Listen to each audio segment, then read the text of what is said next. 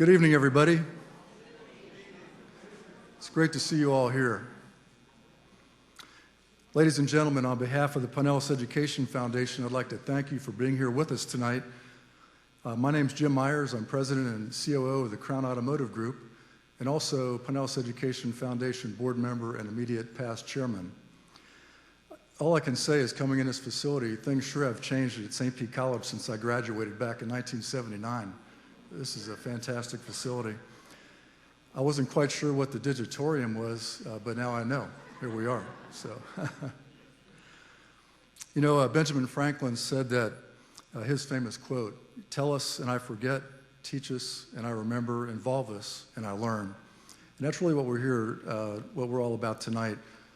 Much better than reading an article or a book, better than watching dialogue or watching something on television. We're here to be engaged and to be involved in this very compelling topic about why we're losing our boys. So I appreciate very much you being here for that. Really, we recognize the only way for our students to be able to succeed is for them to be engaged, for them to be involved in their learning process. And your involvement tonight in taking an active role and interest in their lives and education really is key to that. That's why we're here tonight, because you have a sincere commitment to children, to the parents and educators in our community, as we seek to identify and discuss the challenges that we face with the intent of finding solutions. So again, thank you for being here tonight. We're looking forward to the discussion tonight. I'd like to thank our sponsors first and foremost, Long & Associates, Nova Southeastern University, St. Petersburg College, the St. Petersburg Junior League, and Pinellas County Council of PTAs, who have made this program possible. Let's give them a round of applause. Thank you.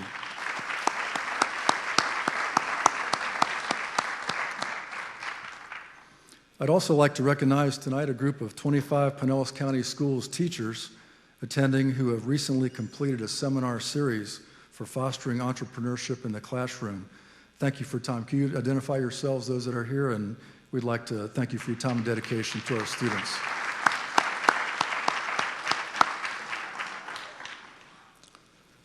We began this important conversation about our young men back in April in our first symposium. And I think we were able to answer the question, are we losing our boys, with a resounding yes.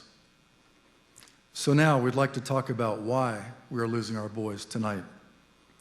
Before we do that, I'd like to have Dr. James Oliver from St. Petersburg College come up and thank him for allowing us to use this fabulous facility tonight for this event.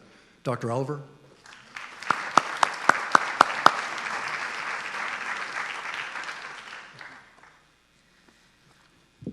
Thanks very much, Jim, and good evening, everyone. I am Dr. Jim Oliver, the provost of the Seminole campus of St. Petersburg College, and SPC is very pleased to be a sponsor of this most important event.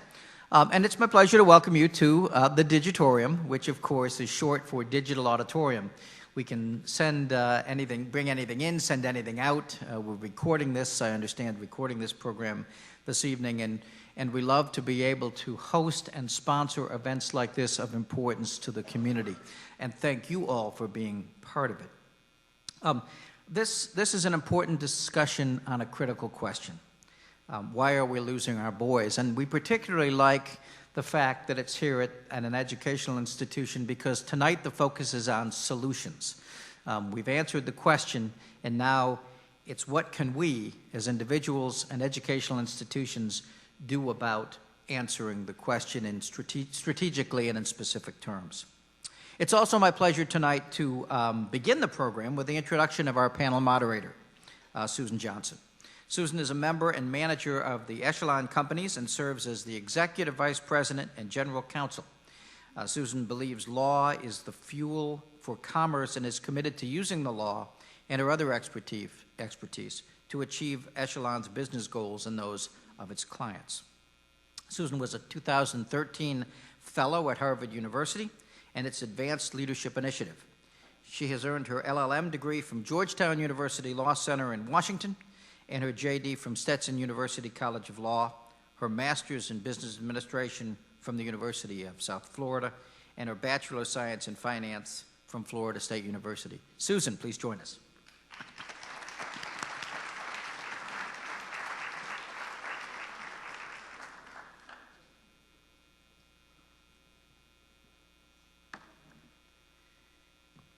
Well, as you can tell from that, I'm no stranger to education. I think the more of it, the better. So we'd like to welcome you all here this evening. And while I do some introductory remarks, I'd like to ask the panelists to come forward and take a seat, please, here, if you will.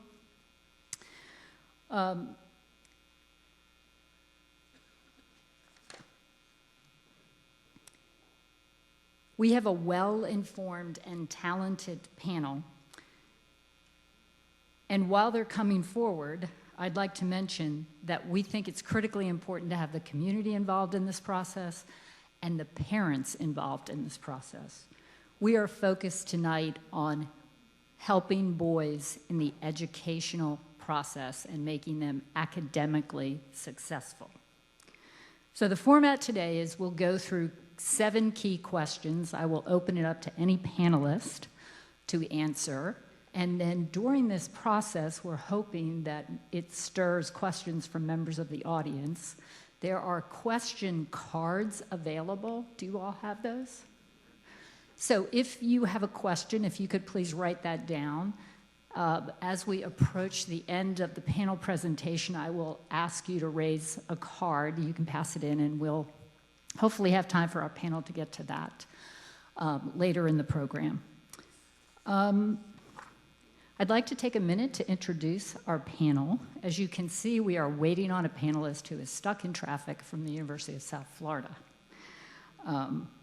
But starting on my far left, I'd like to introduce Dick Jacobs, who is the author of the paper that is available from the Pinellas Education Foundation. You can get a copy of it on the website, and Dick's going to come up later and explain how you can have access to that. He is a retired lawyer. He is a gallery-level photographer, and he is, without a doubt, the smartest person that I know. And that is absolutely true. Next to Dick is Judy Owen, who works as the program officer for PARC, Inc., which is an organization that provides opportunities for children and adults with developmental disabilities to exercise their independence and experience life to the fullest. Welcome, Judy. And finally, but not least, we have Bob Weaver, who is the chairman emeritus and retired president and CEO of AMI Kids, which beginning in 1969 initiated a revolution in juvenile justice, offering an alternative for the youth who may have otherwise been caught in the downward spiral of incarceration. Welcome, Bob. He is a longtime friend of mine as well. So I'd like to welcome the panel.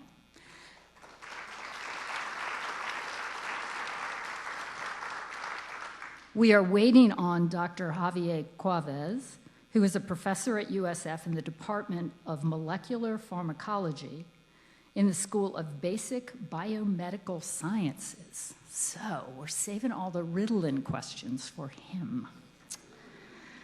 I'd like to extend a few more thanks before we get started, and that is first to Dick Jacobs, who wrote the paper for the foundation, to Rosie Stovall and Tamara Attell, who actually made this happen, and to Terry Bain for his drive to make sure that this is an issue that the foundation addresses. The success of our boys is multidimensional. There are many intersecting factors. Other forums have addressed poverty, single parenting, race, and other social and community factors. But the fact remains that within the challenges of poverty, single parenthood, and race, our girls are by far outperforming our boys. We want to approach this topic, as I mentioned earlier, from an education standpoint, from something we control, from something we can do something about, and that is the classroom. If you attended the Educational Symposium in April, you will remember some of the national statistics facing our boys. Failure in school is common among criminals, which are 80% male. 70% 70% of D's and F's on report card belong to boys grades K through 12.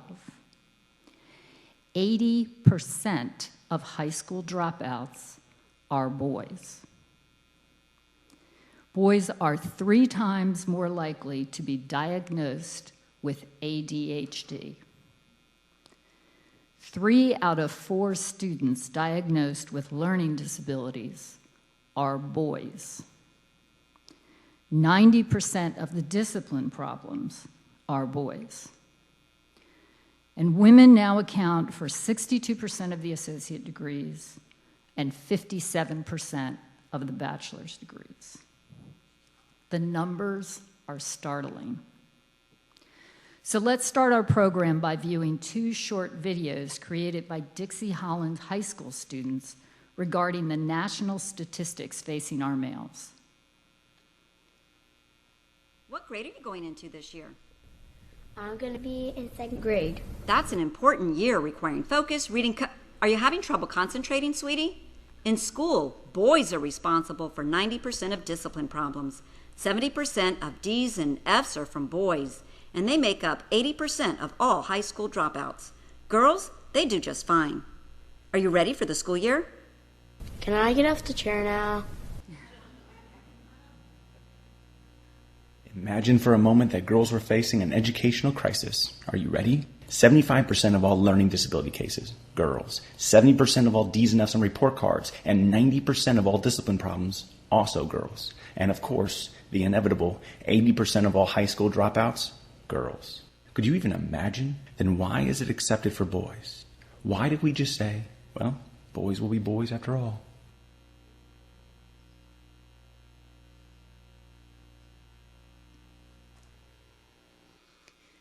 So these numbers are startling, and I'd like to ask the panel, are we in denial about this issue? Do we have a bias or a double standard? I'd like to have the panel give us a reaction to these statistics and tell us if you think there are significant differences and where they come from. Bob, you want to start? Well, I think I can guess that the women in the audience know that the system, they know intuitively that the system wasn't designed to give them an advantage. That's going to be a guess. And I think that it's good to focus as specifically as we can on gender, because it is such a problem, and boys are struggling in comparison so much. So I think this having that kind of single-minded focus for this should be very helpful. What have you seen historically in your organization, which historically has dealt with kids trying to intercede before they fall into the criminal justice hole? Well, one of the things that we've seen is that for boys who get need-based, an effective approach where you have behavior modification, you have education, you have experiential education, so that they get a mix of things and they get to be outside and they get to do things with their hands, and then they get to work on problem solving, and they get to do the kinds of things that boys like to do and boys' minds like to do, that a lot of them will perform well and begin to recover grade levels very quickly. Dick, based on your research, what have you seen that you can share with this group? I think what really surprised me when I did the research is that this really is a boys' problem. If we think about it, our intuition would say it's a problem of wealth, it's a problem of single moms, as some of the things that Susan said, it's a problem being Hispanic, it's a problem being black, and so on. But if you look at this on a global basis, if you get out of our community and look on this at a global basis, there's a problem for boys in every country in the Western world. What I did find from the research we did is that countries like Canada, New Zealand, Australia, England are all starting programs to deal with the issues. That doesn't mean that they've solved the problem or found the answers as of this moment in time, but they've started to deal with it. In preparation for this program, I had an opportunity to speak to a reporter, and you may have seen the article in the Tampa Bay Times yesterday. And she said to me, and I think she said in the article, you know, this is a kind of a problem that's been around for a long time. But the issue is, why haven't we seen it, or why haven't we done something about it? I think that's what really astounded me from the research that I did. Judy?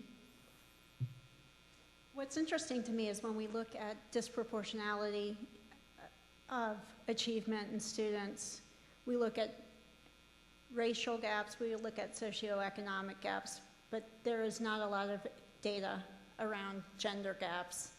And I think the numbers that the Education Foundation has demonstrated is alarming.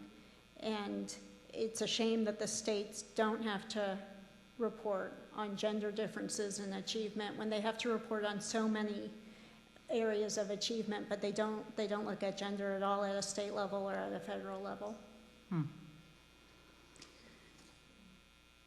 There are a number of experts today who argue that introducing reading, particularly in kindergarten and first grade, is too much too soon for boys. In Finland, children do not start reading until age 7. According to Richard Whitmire, an educational expert, a lot of male failure is attributable to pushing literacy earlier and earlier, where kindergarten is the new second grade.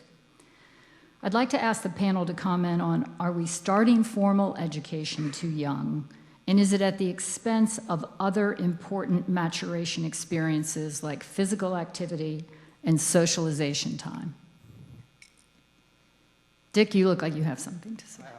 Having just done this research, I have an interest in these various issues.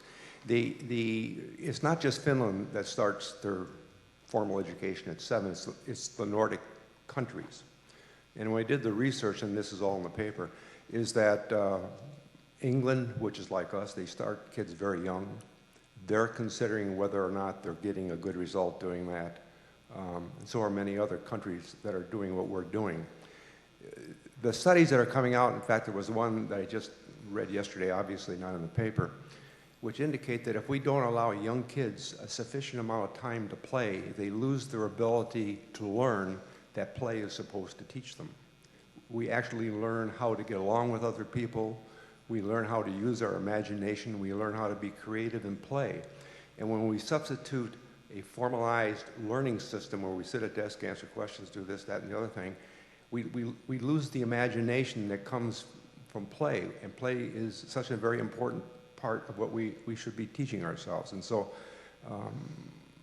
however we do this, however we end up, whether we start at 7 as the Nordic countries do, or whether we continue to do what we do, we have to implement play into how we handle our kids, particularly our boys.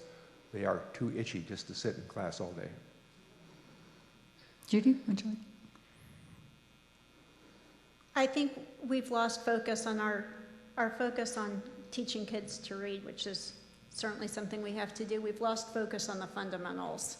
And we've lost focus on letting our kindergartners practice the alphabet and learn how to explore through play the alphabet and what different letters mean. And without that foundation, it's hard to teach them how to read, and it takes the relevance of reading away. Bob, you've seen this firsthand. I think it's never too early to start doing the right things, and it's always too early to start doing the wrong things. So if we take systems that are failing us at different levels, and a lot of time to extend them down, then that's not going to work. But I think hundreds of studies that support Head Start and the effectiveness of Head Start, the research we've seen in recent years on how important it is that the number of words and the vocabulary that children 0 to 3 years old hear, and how that affects their reading ability later in life. I think it's a question of need-basing what we do, and especially for kids who have some disadvantage, getting them the things that they need sooner makes a whole lot of sense. It seems to me that these topics fall into kind of two broad buckets, if you will. One is public policy, which is changing the way we do things as a society to make it better, and the other being, I'm a parent, I've got a 5-year-old boy, someone wants him to sit for 6 hours a day learning his letters and phonetic sounds. and how do I deal and cope with his cognitive skills, which might be 2 years behind that. Can you address that, perhaps, Bob, from a standpoint of your prior experience is such that you got kids at all different ages who had all different skill sets, and you had to adjust, and you talked a little bit about need-based. So what does that really mean if I'm a parent?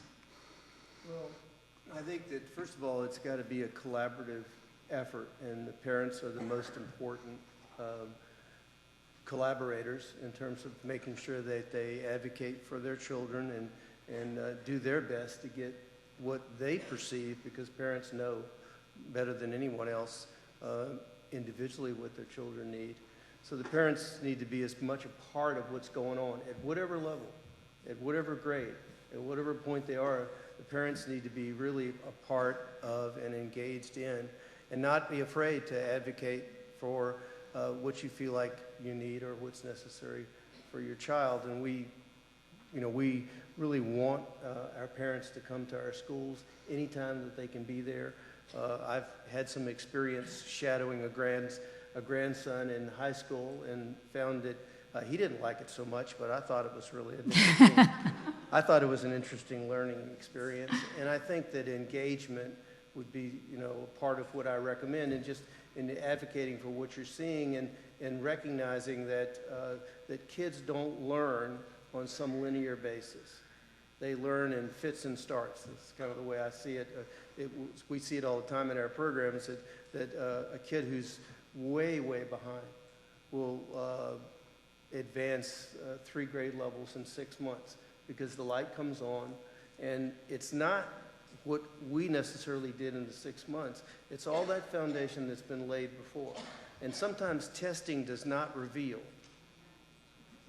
how close that kid is to the tipping point where they're going to advance. And so I think the other thing I would say to parents is be confident that all these good things that you're doing and all this time you've invested in this child is going to come to fruition. It just doesn't come on your schedule. It comes on theirs. You just haven't seen it yet. Right. Educational experts have stated that girls tend to read for enjoyment while boys tend to read for information. In addition, experts suggest that primary grade reading materials tend to be of more interest to boys than girls. As an example, the #1 favorite book for boys is, anybody have a guess? The Guinness Book of World Records, exactly. But it is not on most reading lists for primary grades. So for parents of little boys, what are some suggestions and recommendations for them to do at home for little boys who want to read the Guinness Book of World Records? Judy, you want to start? I think it's important for parents at home to encourage their children, particularly their boys, to read anything that's of interest to them, whether it be the Guinness Book of World Records or a comic book, because the only way to become proficient in reading is to do an awful lot of it. So anything that your son or daughter is willing to read is what should be encouraged at home. Dick, what have you found? What I learned is that young boys tend more than young girls do to spend their time in the virtual world of computers, and several times as much in the hours a day that girls do. And this is probably a detriment to their abilities to learn compared to how girls learn. Bob mentioned also the fact that parents with young kids can help their young kids learn a great deal by acquainting them with words. In fact, we were talking about that just before the meeting started. There's actually a DVD about that, and that in families which have a lot of literacy, the kids may get exposed to 32 million more words by the time they get, say, into the higher grades than kids who aren't. The practical problem, however, is the difficulty in doing that today. One of the things I think that I've seen, both from the work I've done and also the research we did, is that there's a tendency sometimes to use the virtual world as a babysitting function for kids. And boys tend to gravitate that way more than girls. And that is a factor that can actually detract from getting the right result. I would just say, to add to that, to celebrate whatever their passions are. If they're healthy, celebrate them. They might not be that appealing to you at the time, but if it's, as long as it's healthy, help them pursue it until they go on to the next thing, because they inevitably will. So if they're interested in Scary stuff. So they As long can as read it's not unhealthy, Right. scary stuff, let them, help them find books about scary scary stuff. stuff, or basketball, or football, or Whatever. some realm that lights a Whatever floats fire their in boat. them. Yeah, if I could add something on that, Susan. Again, some of the research which was talking about the fact that the boy issue is not a built-in issue, it's just an issue of the way they like to do things, was that this approach was critical of football, was critical of soccer. It was because these are aggressive kinds of things, but as Bob said, those are the things that boys like, and that's part of their learning experience. And if we deny them what appeals to their DNA, then we are hurting the process.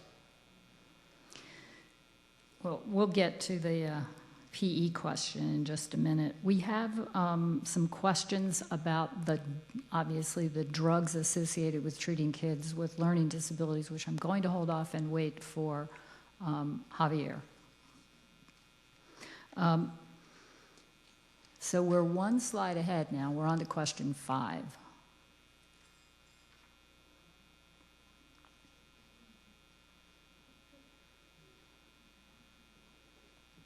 So I'm looking for the checklist for ADHD.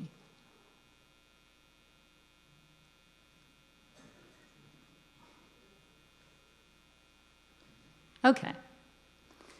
So on the screen is a checklist to determine if a child has ADD or ADHD. If a child exhibits 5 or more of these behaviors, they could qualify for medications such as Ritalin. One medical doctor, Richard Saul, wrote a book called ADHD Does Not Exist. He gives an argument that behaviors on this checklist are likely caused by allergies or other conditions that require treatment. One view of it. We asked the adults in a survey to self-diagnose using the checklist, and 28% of the males and 8% of the females said that they could have possibly been candidates for drug. Welcome, doctor. We understand. I was on Ulmerton myself. I understand completely. Thank you for joining us.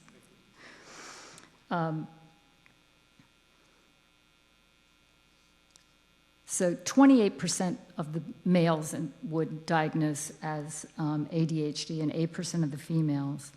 And this ability to diagnose based on this checklist obviously creates a certain amount of controversy. And it also creates a controversy on, okay, if you have diagnosed it, what do you do with it? And one way to deal with it is through drugs, Ritalin, Adderall. So perfect timing. Not only a qualified doctor, but a father of 3 boys, which qualifies you right there. If you could tell us a little bit about the drugs and your thoughts of these drugs, where they're appropriate, and then the famous question we all ask doctors, well, if it was your son, what would you do? So, first of all, thank you for having me here. Welcome. It's good to be here, especially with such a very important subject. The issue with these drugs, and it's interesting, they were actually kind of discovered serendipitously. They kind of ran into it. They were testing it on humans, and it seemed to kind of work. We don't really have a good grasp of why they do what they do, partially because we don't really understand the underlying disease. And if you don't understand the disease, how can you understand how the drug helps resolve that disease? It's just one of those things that we kind of know that under certain conditions it seems to work. The problem with these drugs is it's not like giving somebody a Tic Tac, and it's not like giving somebody a Tylenol even. These are fairly serious medicines that have some very significant effects. One of the big problems with these drugs are the adverse effects that they have cardiovascular. I have a very strong family history of heart disease, so the answer to whether I would give it to my children, no, unless it was absolutely last resort.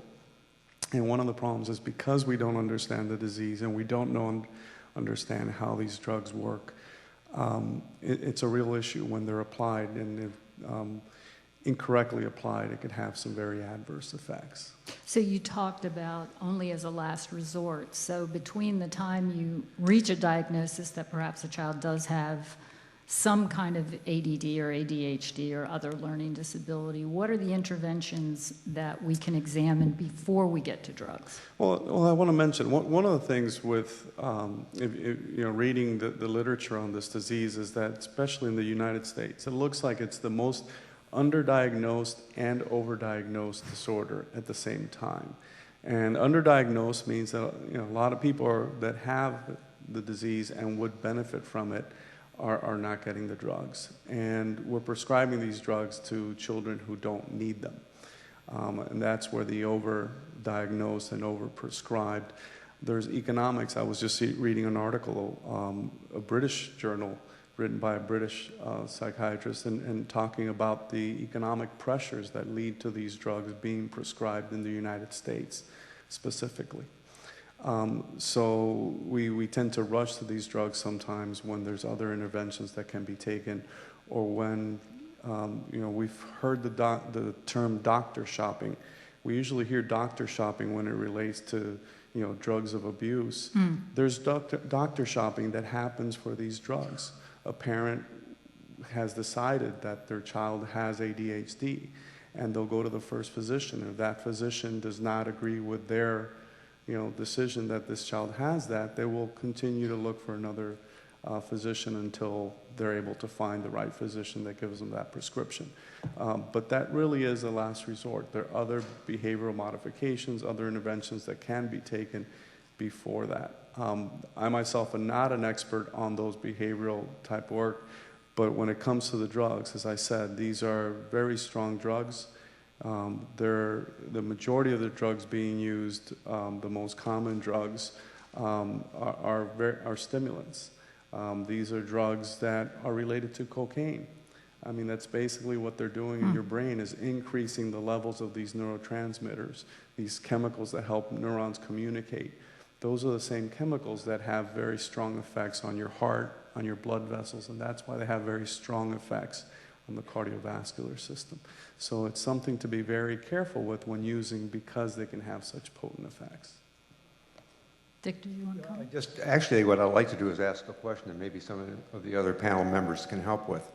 I happen to have a grandson who was diagnosed as ADHD, and he's in his mid-20s right now, and I'm not sure the use of drugs, the way they were used, were in retrospect really in his best interest, but we didn't know at the time.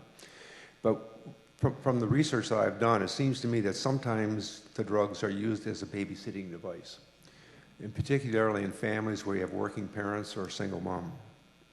The second thing that came out of the research I did was that it's frequently recommended by a school who recognizes an itchy kid, an itchy boy they don't want to deal with. So those are issues that seem to come up in the scope of things. And I'm wondering if any other panel members have any thoughts about that, and if that may lead to what you're calling the overdiagnosis or the wrong diagnosis for the wrong kids.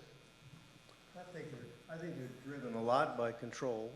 I think we give them in part because they're available now and they weren't before. I mean, that's especially when kids are having difficulty. This is hard to believe, but... They can't hear me? Really? It's hard. These drugs get a lot of recognition in the press. There's an awful... Everybody... I'm pretty confident everybody in this room knows what ADHD means, but when my wife got her master's in special ed, she came home one night and said, "Honey, did you know you have a little H in your ADD?" So they're really, I think, from looking at the kids over a 40-year span, what I've seen is early on, our kids didn't have the availability of these drugs. Now many of them come to us with these drugs. Mostly it's motivated by control. But when Susan sent me these questions, I sent her back a couple of pictures, and one was of two children that I still teach one scuba diving class every year to our kids. This is a long time I've been doing it. And two of the kids I had this summer who came from a mountain region of North Carolina. And the young man, Bradley, needed the drugs to be able to focus enough to function in class. He really needed them.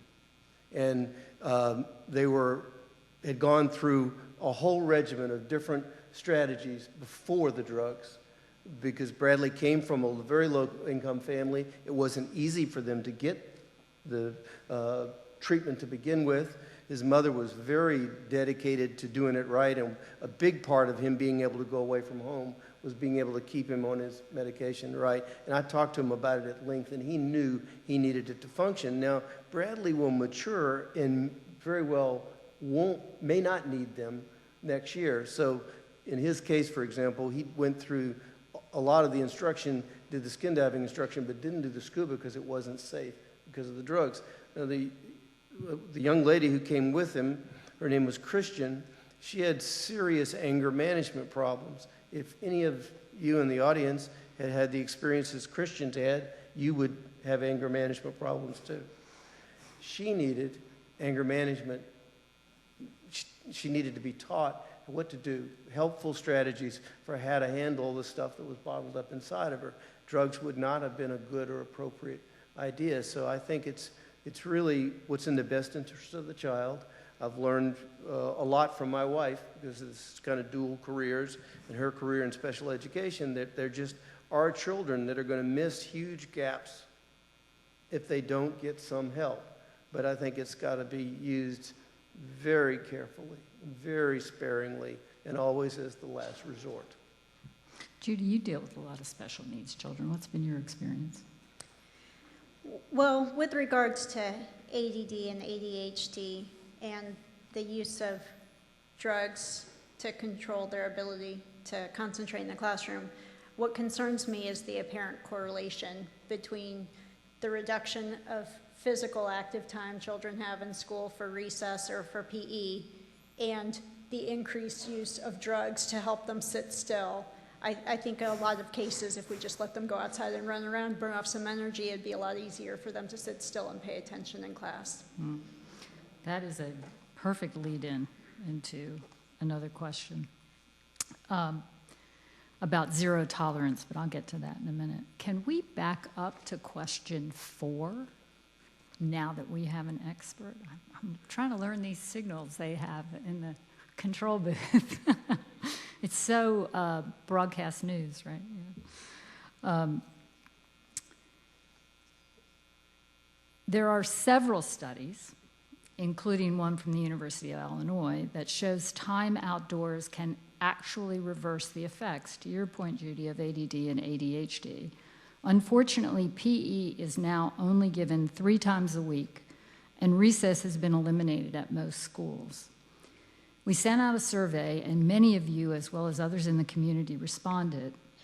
And this is what our adult respondents said.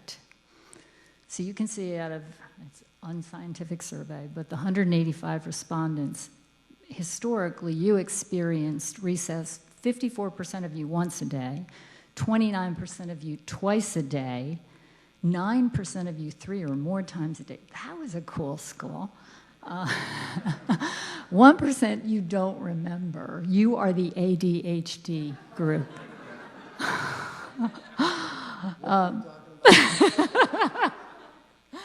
A few times a week, 3%, and 4% never. Never. Now, you all were real behavioral problems, you know, the old days when they used to make you stay in from recess. This is quite a contrast from the statistic I read earlier where we give 3 times a week PE and recess has been eliminated in a lot of schools.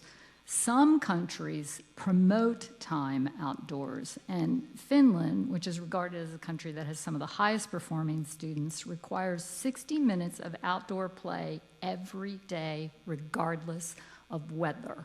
And they have some weather in Finland.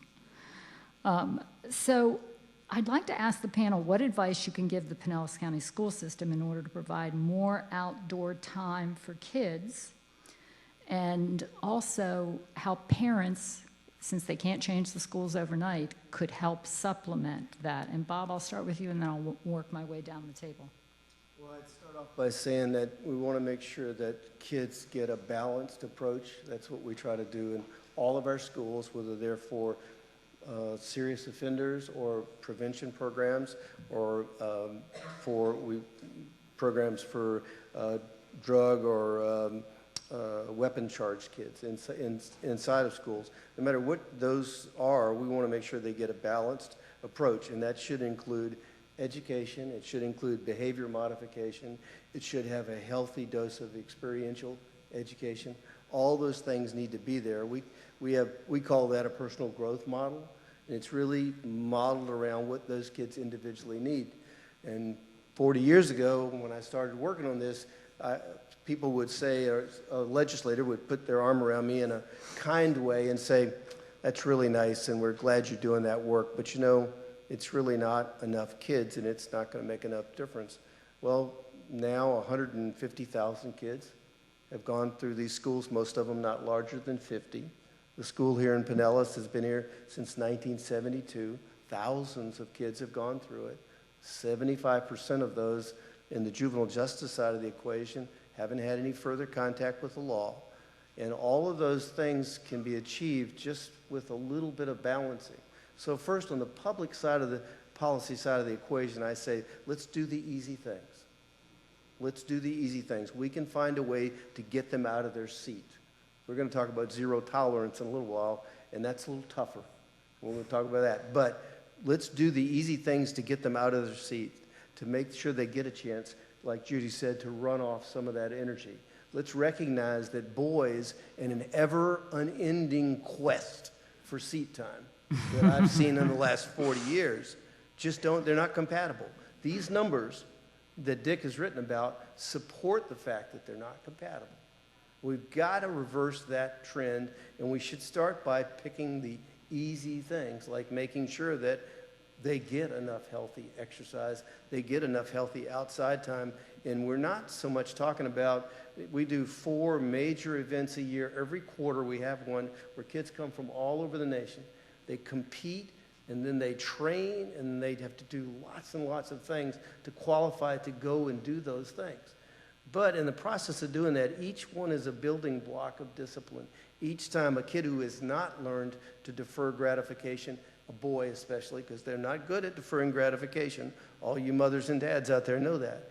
They're learning to defer gratification. They're learning that they've got to get their first aid certification before they can go to skin diving. They've got to go to math class if they were to learn what they would get in diving. Or, we use, for rafting and rappelling, we have a major Native American component. And the kids really get into it and really learn a lot about it. So I think it's very important that we get this hands-on engagement, that we get problem solving, that we help boys with spatial relationships and social hierarchies, and these things that make them happy. It creates an interest. Another example that I'd use, all of these kinds of certifications that we're able to get the kids, it's national certifications. I see folks from the YMCA are here tonight, and the Red Cross and these other great any organization where you can provide a kid, especially boys, love these outside certifications, these little merit badges. I did this. Nobody can take it away from me. I got it done. And I think that if we look at the policy side of the equation, again, at what drives this risk, this seat time, one is risk aversion. Large bureaucracies, no matter where they are, no matter who they are, because I'm certainly not going to pick on our school system, no matter who they are, large organizations are averse to risk. And that means that it's easier to have a kid in their seat and under control than it is not. And so size is really important. This is easy stuff to get to. Size is really important. These schools, we've been talking about Finland. I did a little reading about it. Their schools average 300 in size. And when you are trying to approach things from a need basis, when you get up in the hundreds, it becomes harder and harder to address kids' individual needs. So I think we have to look at the size issue and make sure that we don't allow risk to push us away from the table. And finally, it's driven by control. It's driven by, it's easier to know where that kid is and have them in their seat and have them in their classroom than to have them outside or on a field trip, but they need to be out and out every day. Judy, how have you been able to appropriately balance the physical needs with the cognitive skills you're trying to develop? Well, the concentration comes into play a lot when the physical needs are being met. And in Florida, I think we have a challenge because our state legislature dictates how many hours or how many minutes in each day students have to spend working on subjects like reading and math. And it limits the district's ability to offer PE and to offer recess in the day. But I do think there are opportunities to get creative and to bring those lessons outside and engage the students outside. And there's not enough of that going on. I think creativity is not rewarded in this district, and it's frowned upon, and probably because of the risk perspective that Bob spoke about. Dick? I think there are several issues, and excuse me, and there's a complexity today because of our fear of what goes on in the outside world. Excuse me.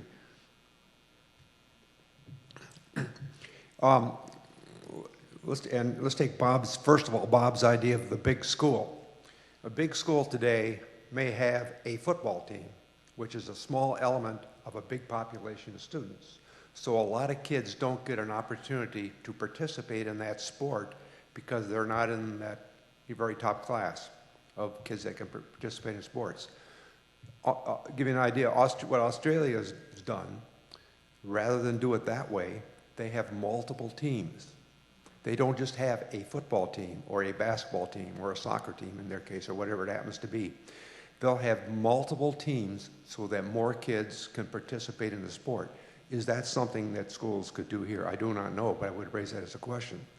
The second thing I think is there are outside organizations in this county, as there are in others, that can offer partnering opportunities with the schools, particularly after hours or in special events. For example, I'm involved with Tampa Bay Watch, which Terry Bama of this organization I have talked about. And what they sponsor is classes for kids that deal with Tampa Bay, deal with rehabilitating Tampa Bay. They take kids out on boats. And they tell me that frequently they'll get kids that will go there, boys, that the teachers who will go there and say, well, this boy's a trouble boy, you got to watch him. And what they have learned is that on these types of events, there aren't any troubled kids. They're all engaged. They're involved in it. So are there organizations here that the schools can partner with? Now, what about parents? I do truly believe in this day and age that as parents, there's a tendency to use the virtual world as a babysitting device. And I would encourage parents to not do that and to get with their kids and take them outdoors and there are plenty of places around in this community where there are parks and things that we can take our kids to and get them out and let them run under parental supervision. It would be very difficult today to send the kids outside all by themselves. I think I would be scared to death raising kids today. But I think we have to do that. We have to get engaged as parents to take the kids out, to get involved with the community. We have to encourage the schools to find new ways to engage more kids in athletics. Those are some of the things that we have to do, including partnering with other countries. Other companies. I'm going to give two parts to my response. One is as the father of three kids, and the other one as a scientist here. The first part, three boys, all under the age of 14. Grandmother lives in Miami, and we go visit her frequently driving down there. I learned quickly that if I stopped halfway and went to a playground and let them play and run around for 30 minutes, that the rest of my trip would be much more manageable, and they would be much happier and may even sleep on the way to grandma's. So physical activity, just from that empirical data that I had, was obviously beneficial to their mental state, that if I had them locked up in that car for 4.5 hours not doing anything, inevitably there'd be fights. The other is, the benefit of the drugs, and I want to make sure that I don't come across as just saying these drugs are bad, they should never be used. I'm a pharmacologist. One of our mottos is better living through chemistry. We realize that there are significant benefits to drugs, medicines, when used appropriately. The benefits of these drugs, or the apparent benefits of these drugs as far as decreasing the activity of these kids, is kind of multifactorial. It's happening for a variety of reasons. One of the effects of these drugs is actually they're appetite suppressants. So these kids will eat less because they're on these drugs. You eat less, your appetite's suppressed, your activity levels goes down. This appetite suppressant is so great that this is likely one of the reasons why if you put a boy on one of these meds, in about 3 years, he will be about an inch shorter than he should have been. So there's growth retardation associated with it. And that probably has some effects on, psychological issues, physical activity issues. So it has that physical component.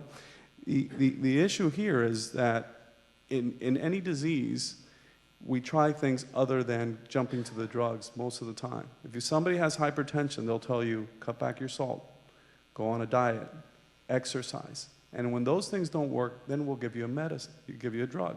The problem is that in this disease, and many times, the drugs is the default. That's what we jump to the first time. So imagine if we couldn't measure your blood pressure accurately to know if you really had hypertension, but the minute you went to the doctor, the first thing we did was say, now we're going to give you some medicines.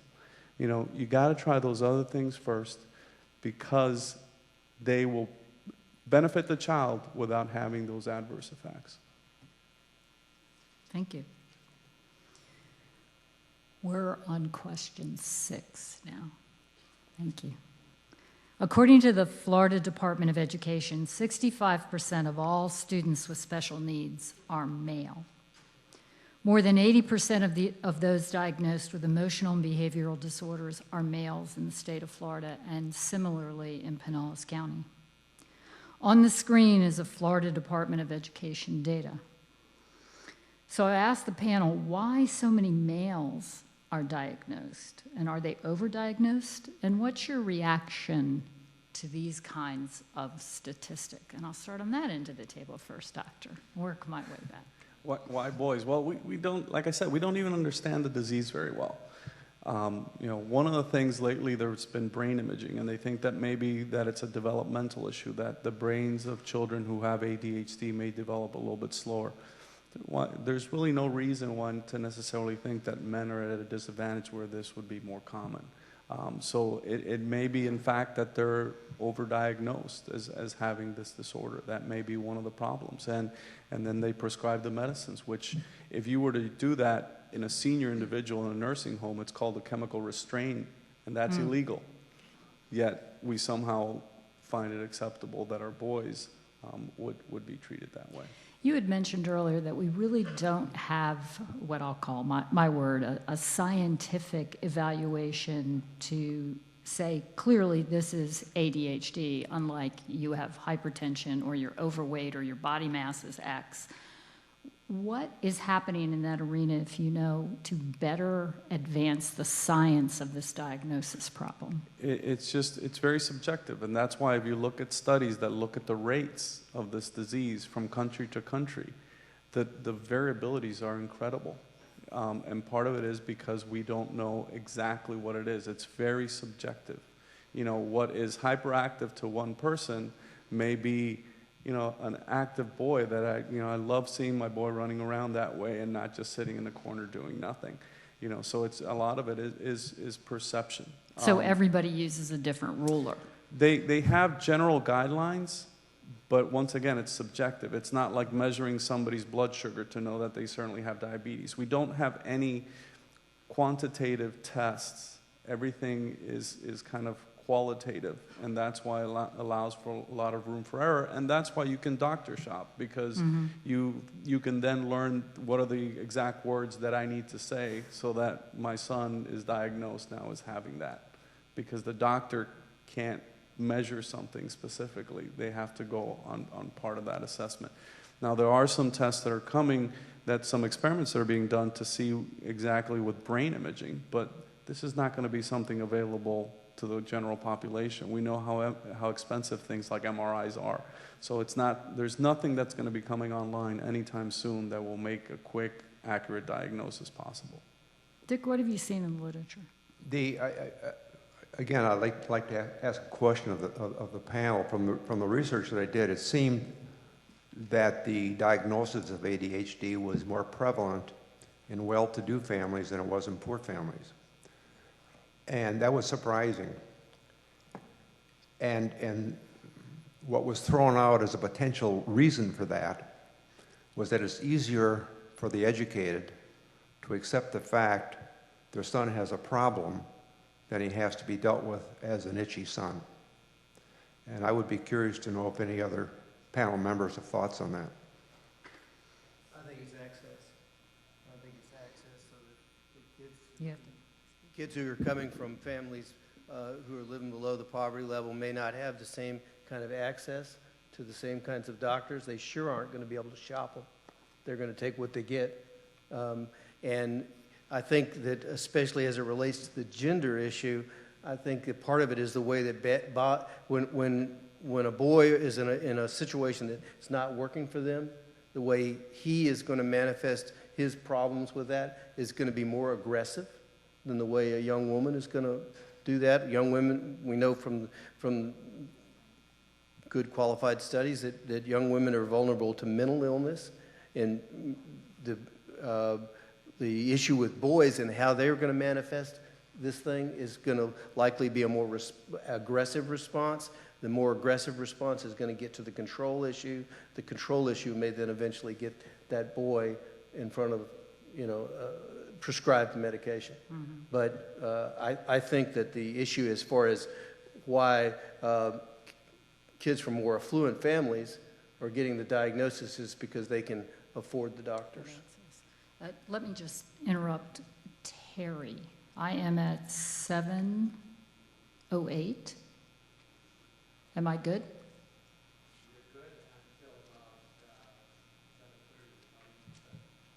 I've got one more question and then we'll be ready. Okay, so I'd like to ask any audience member that has a question, if you have a question card, if you could hold it up. Yes, give me one second, I'm sorry. If you could hold up that question. And Judy, I apologize. I wanted to make sure I wasn't out of sync on my time. Oh, okay, sorry. I want to talk about the data that's up here are diagnosis for emotional behavioral disabilities, which is different from ADHD, although it's similar in that it usually presents itself in behaviors. And what's most alarming about this is when you talk, Javier, about subjectivity. The schools can make a diagnosis of an emotional or behavioral disability without any medical diagnosis whatsoever. So school-based personnel can observe a child in a classroom and observe that their behavior is what they consider disruptive and tag that child with a disability. And that's alarming for a lot of reasons. But it's sad for our students because while Pinellas County has an unimpressive 72% graduation rate, if we look at students with disabilities, so students identified as having disabilities, so including this emotional behavioral disability, it's only a 40% graduation rate. So once we have somebody making a decision that a child, once we have a teacher and a school psychologist, a team of school-based personnel making a diagnosis on a child that there's a disability, their hopes of ever graduating high school plummet. The students with disabilities who do graduate high school, only 35% of those students go on to higher education or employment. So it's very concerning to me that there's no medical diagnosis required to make this, and it can send a child into a downward spiral for the rest of their lives because it's just a loss of opportunity every time they turn around once they have that tag. So let me follow up with a question, and you may not know the answer to this, and if you don't, just tell me that. So if ADHD diagnosis requires a physician and some kind of medical intervention, how materially different is the checklist, so to speak, that one goes through for an ADHD diagnosis versus this emotional There is label? no checklist. So there's no checklist for that process. So if I have a child that is labeled, for lack of a better word, under this kind of process, as a parent, what do I do?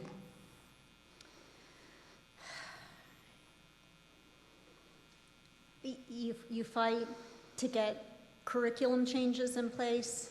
You fight for the teacher to use different interventions to engage the child rather than disengage the child, because it's the disengagement that's creating behavior problems most of the time. And it's a lack of relevance. So you try to encourage the teachers and the school administrators to make the lessons relevant to the child. If it's driven by performance, it's easier to find allies. If it's driven by poor behavior and control issues, it's harder for the parent to find allies. Is there any economic advantage to the school to putting a child in this category versus not putting the child in the category? I wouldn't know. Judy? Yes, once a child is labeled as having a disability, they receive additional federal funding through the Individuals with Disabilities Education Act to provide supports to that child. So we have a system where there's no standards. A child can be put in that system, and it's primarily itchy boys. The school gets more money, and the child fails. We get pushback on that. So we'll come back to that issue, please. I will, I promise. So our last question, and then we'll get to these questions, is there is a lot of concern today about zero tolerance resulting in too many kids getting into trouble. In early education, there's a concept called rough and tumble play that schools previously tolerated, but at times today they do not.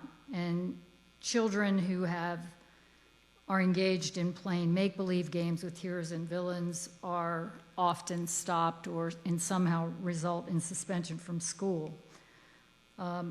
So has this all gone too far, and have we somehow gotten a false comfort under this zero tolerance concept? I've heard it referred to as criminalizing normal maturation behavior.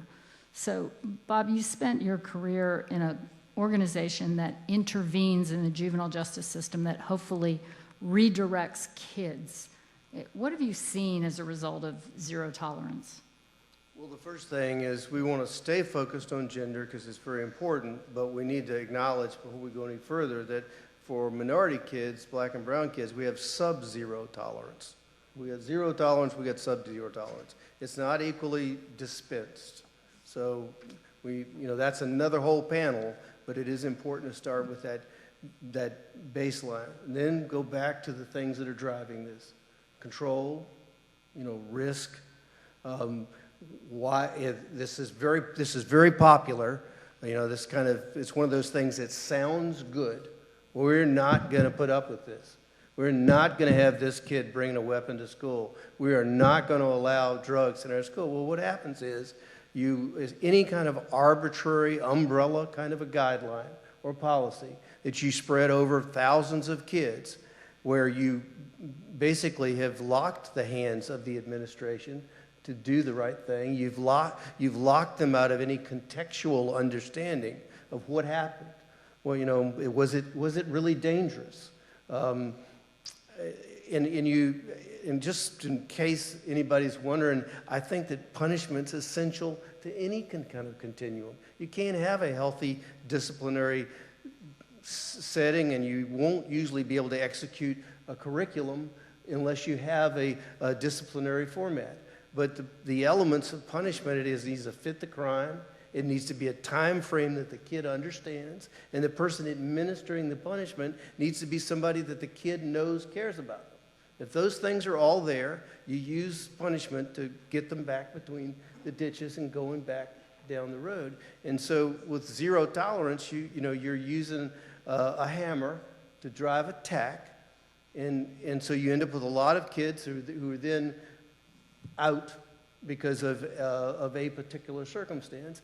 And once these policies are in place, it just, the research on this is just,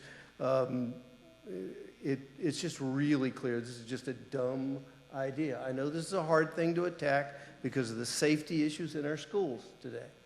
But it just seems like to me we have to grapple with it. And let's start with the most unfair thing, again, and that is that this zero tolerance is not administered across the board evenly in any way. So these kids end up progressing into our juvenile justice system. They end up going from school to jail. That's what happens. And so we really got to take a look at these. You know, the law of unintended consequences takes over on these things. And so we end up with a lot of kids. We spend a lot of money when these kids are removed from school systems and they penetrate juvenile justice systems. We spend hundreds of thousands of dollars that could have been spent in services for those same kids in the community. We just have to be brave enough to relook at them and make sure we get out the vote to change it.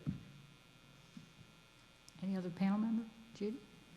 The only thing I'll say about zero tolerance is I think probably any of the panelists would agree with me that the best lessons I've learned in life have come from mistakes I've made.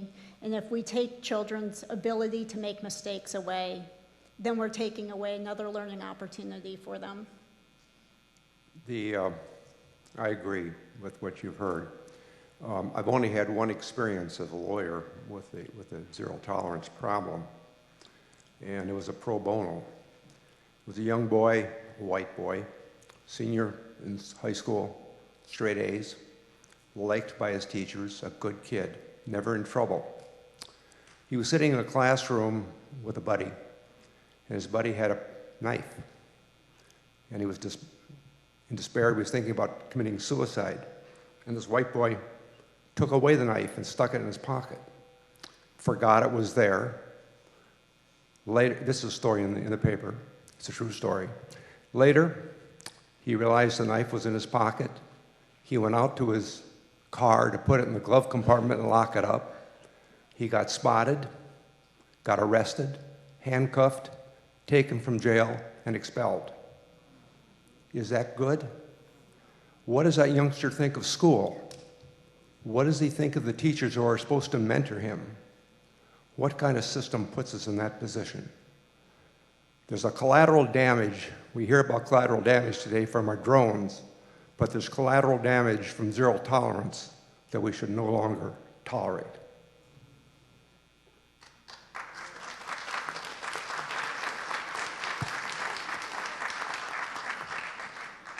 I don't think I can follow that, but it's common sense. It's common sense. It is 7:18, and I promised a group in the audience who disputed, I think, Dick, your characterization of a comment that Judy made. And based on what I heard, what I think I heard was that it is an unfair characterization to say that there's causation between the diagnosis of some emotional disorder driven by the economics, that the people making the decision are not saying, well, if I diagnose this child that way, I'll get extra money for the school. So I think that's what I heard, that sequence of events, that characterization is not true. Would you like to respond to that? Would I? Yes. I was asking this question because I really didn't know. I was as shocked by these statistics as anybody else. But what sounds to me like there was no checks and balance in this system, and that's what's wrong. You have too many kids being diagnosed in a way which is really probably just behavior of kids. And we can make all kinds of excuses for doing that, but we need checks and balances. That's the point. Judy, you have a follow-up? I will say that I don't believe that it's economics that motivates a diagnosis. The teachers, I think most of the time, don't know the economics involved with it. So I think they're driven by they're having trouble controlling the behaviors of a child, not by the school wants more money. But the fact of the matter is the district does get money for every child diagnosed with a disability. I have any number of cards here, which I am just going to kind of pick the ones I can read the handwriting on. I will also mention to you that the panel will be available after we break promptly at 7:30. Let me start, I think, with my solidly middle-aged eyes.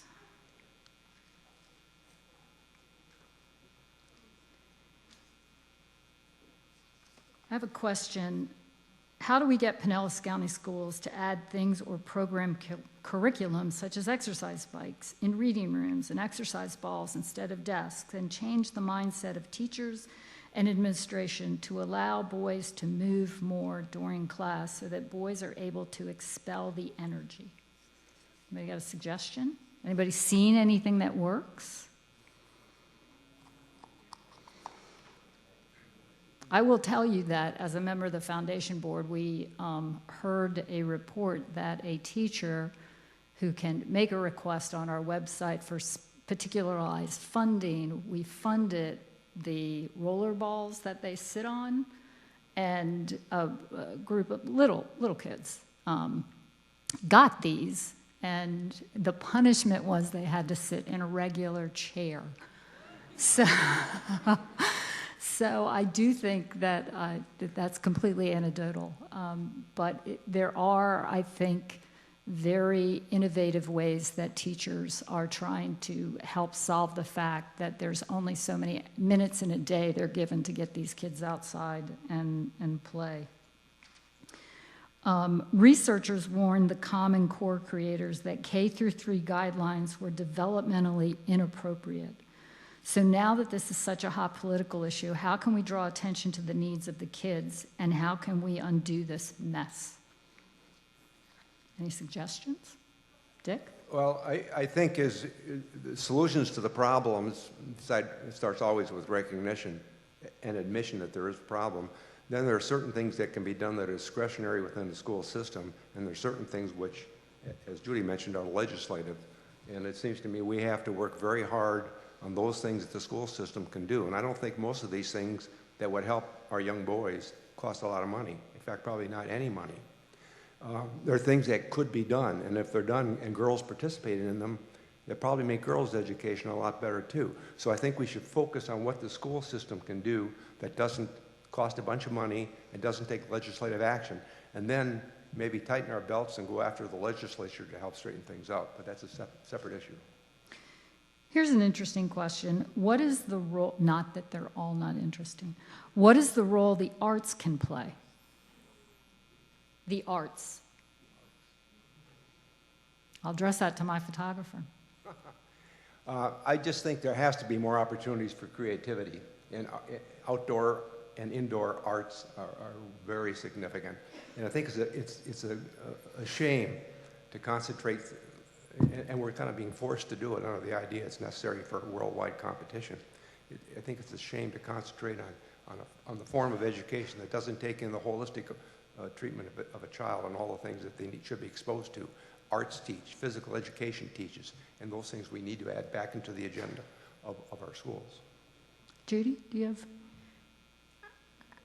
I think through the arts, you develop children's interest in other things like math and science, the core things that we focus on. Because if you have a student who is creating a sculpture of an animal, they're going to be intrigued to go learn more about that animal and get some science information out of that. So I think there are a lot of lost opportunities to make lessons relevant to students with the loss of arts in schools.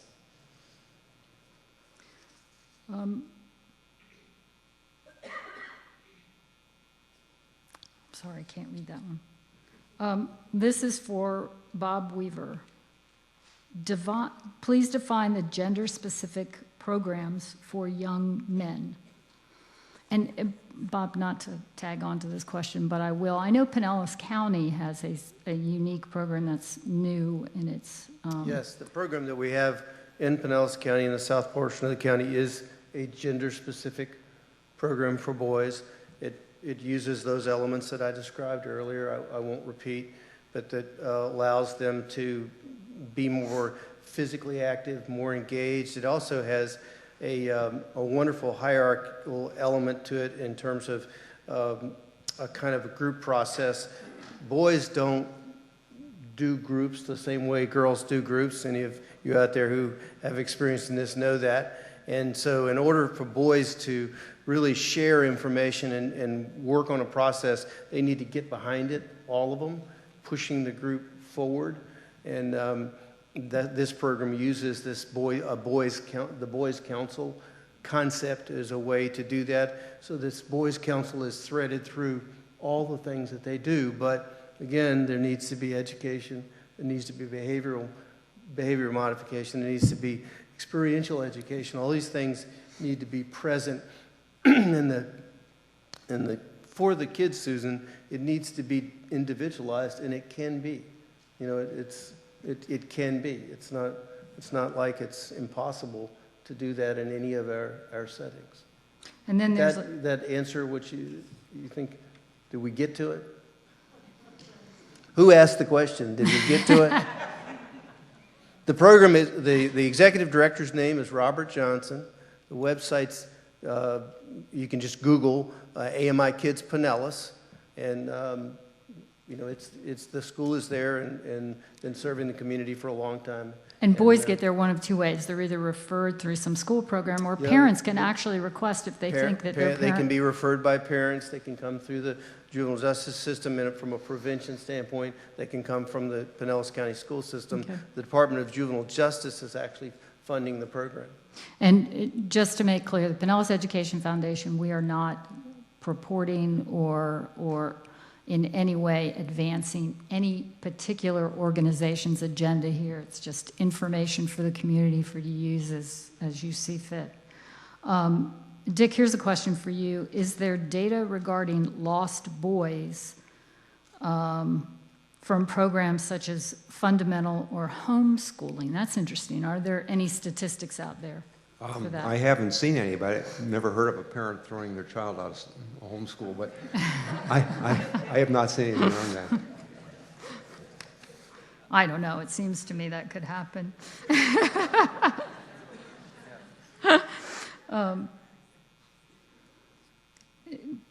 There's a question of, would year-round school give us more time?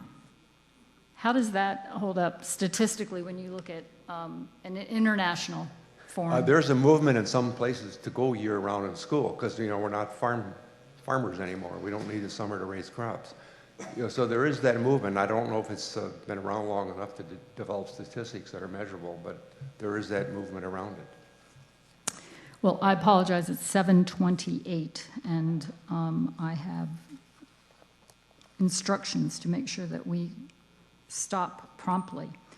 I'd like to have the panel have an opportunity to give the audience one or two takeaways from tonight. If they've invested an hour and a half here and they walk out the door and they know nothing else but X, what is X? Well, I think control drives a lot of these policies, and we need to free up our educators, especially our teachers, have them not teaching so much to the test. Because they can do it, and they by and large know what needs to be done, but you know they're just, you know, they're in a pretty narrow bind. So work at the policy level. Yeah, the policy level, but make sure that the freedom is going to the teachers and to the administrators.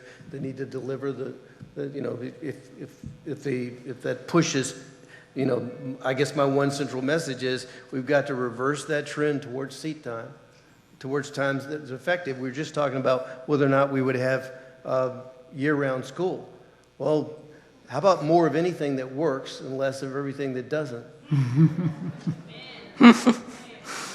We're getting those rolly ball things for all elementary kids. Judy? Well, I think to echo what Bob said, I've talked about how we stifle our children's creativity, but we do the same thing to our teachers. We need to let the teachers do what works for the students they have in their classroom at that time and give them more freedom. I think we have over-legislated a lot of educational issues, and we have a lot of policymakers making decisions that they don't understand. I think those are good comments. I think I would direct toward the parents.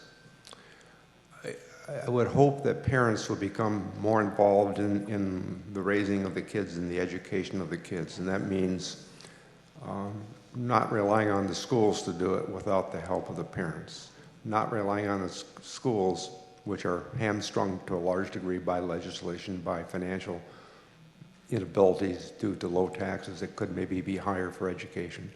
But I think parents need to say, in these circumstances, we've got to jump in and help our kids and really help them. And I think that's the most important thing I've learned.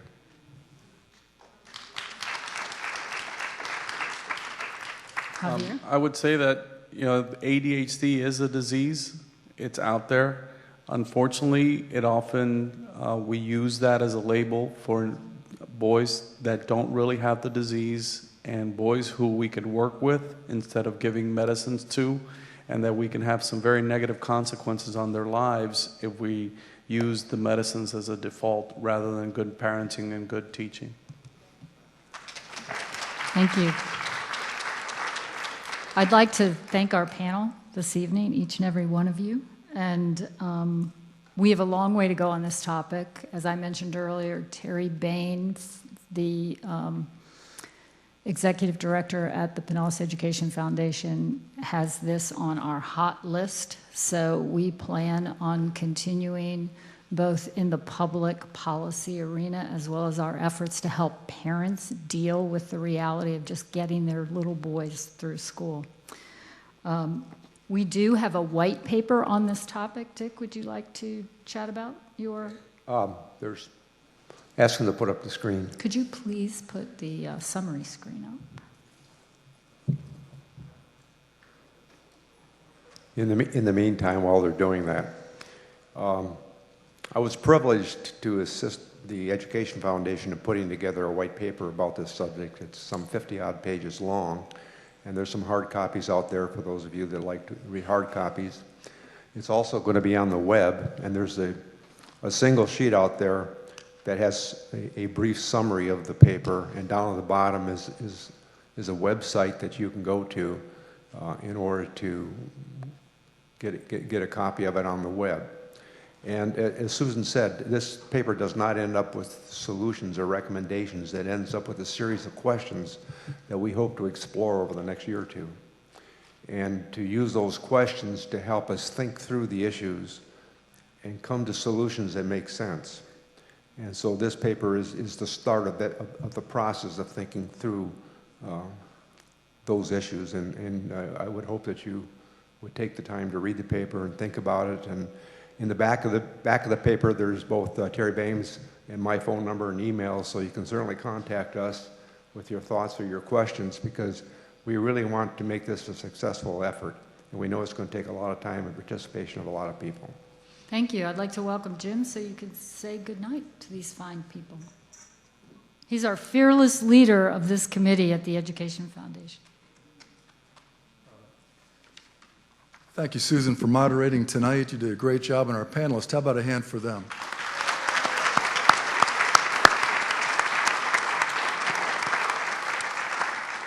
I just want to say in closing, this is a very difficult and multifaceted issue. The facts are compelling.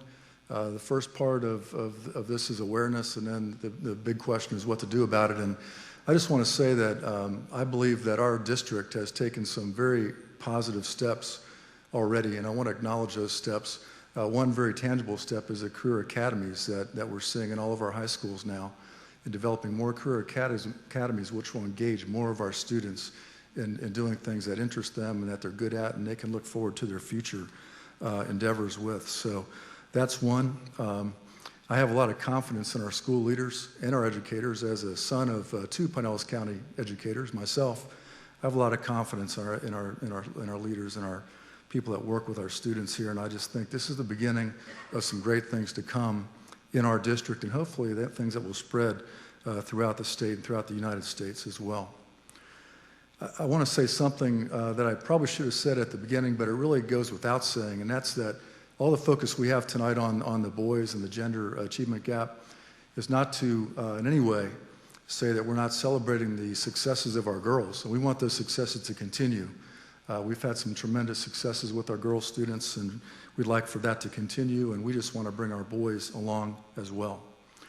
So, in closing, I'd like to give a special thank you to St. Petersburg College for hosting this symposium tonight, and all the sponsors for their continuing support for making this possible and support of the education in this county.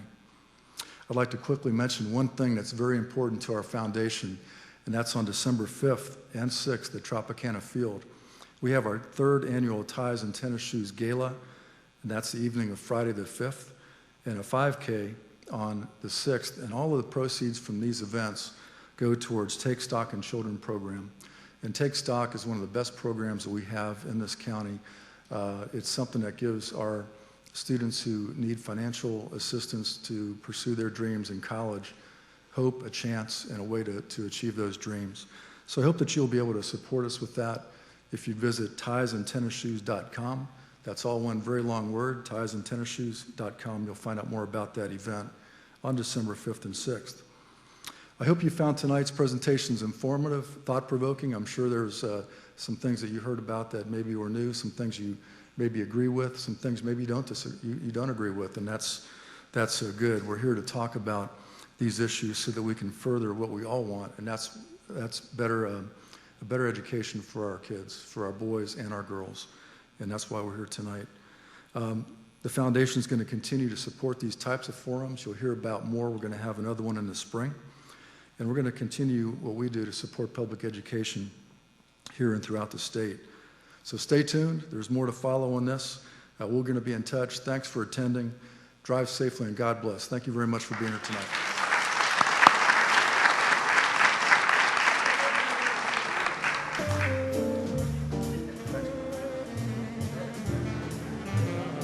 Thank you, Uncle Bob.